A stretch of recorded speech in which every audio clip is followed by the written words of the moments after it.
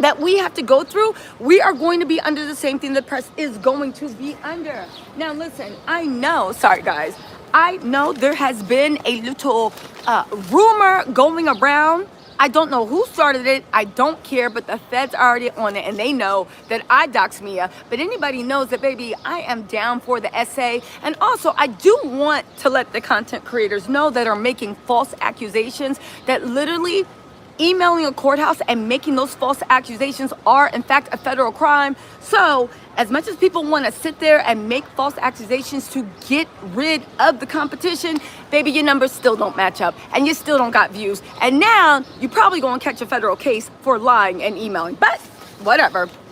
Anyway, y'all, let's get into this. I wonder who are the people that actually doxed Mia, because baby, when they find out, well, no, because you ain't never going to be in the courtroom and you are not going to be allowed outside the federal house. So let's just see what actually happened. Listen, book them, babies. One thing about me, baby, I will put you under the jail. Again, nice, sweet, but I will put you under the jail. Keep playing, and you know who you are. But anyway, let's get back into the things we do. Let's get back into the things. No, they didn't say it was academics. They said it was actually YouTube content creators.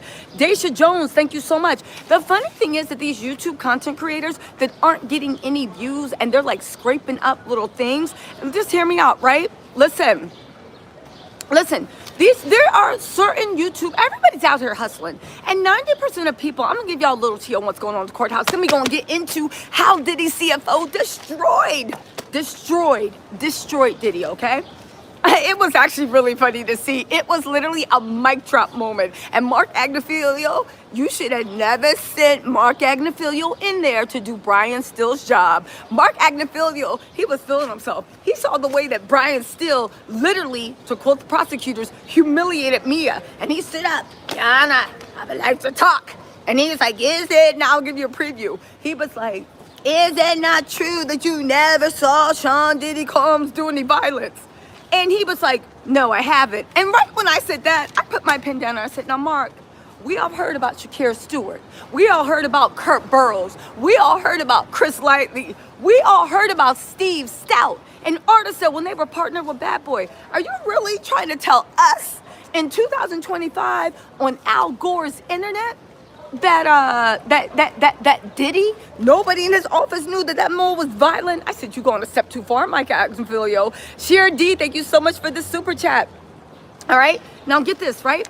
So then, this is where he messed up. He thought he was about to have a Brian Still moment, right? Hold on, because this was actually really funny. He said, hold on. He thought he was about to have a Brian Still moment. Mark Agnifilio walked his own self into a trap. He said, you've worked with Diddy for 19 years. He was like, yeah, absolutely. He said, he said, in your 19 years, did you see anyone help Diddy with crimes? He said, no, sir. I said, mofo, you're the chief financial officer. If there are crimes, and if there are financial crimes, you might be an accomplice. So are you really the best person to ask? I mean, I'm not saying he's the accomplice, but I'm just saying, I was like, Mark, this is a dangerous line of questioning. And if that was me and my boss was on thing for Rico and all that stuff, I've been like, why are you asking, did I ever see anyone help him commit crimes? I don't know nothing about this. Did you ever see him do any acts of violence? He hesitated. He was like, no, right? Then they said, right? Did you ever see any threats of violence? No. He said, see ya. He said, did you ever see any coercion? This was his answer.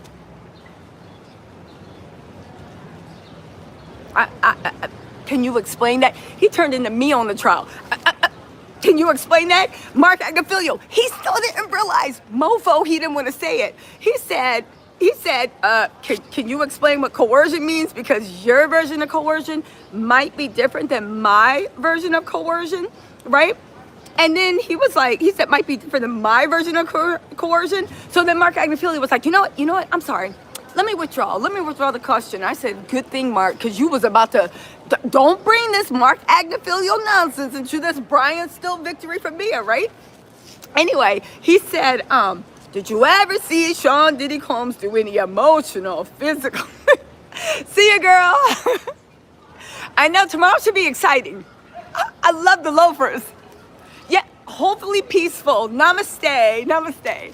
So listen, he was like, did you ever see any emotional, physical, or sexual abuse? I said, well, were you at the Holiday Inn, the motel? Like, what is going on, right? This wasn't Yeezy official because I think Yeezy would actually say, they said, did you ever see any signs of sex trafficking? I said, Mark, you are kidding right now. He said, what? Wait, come.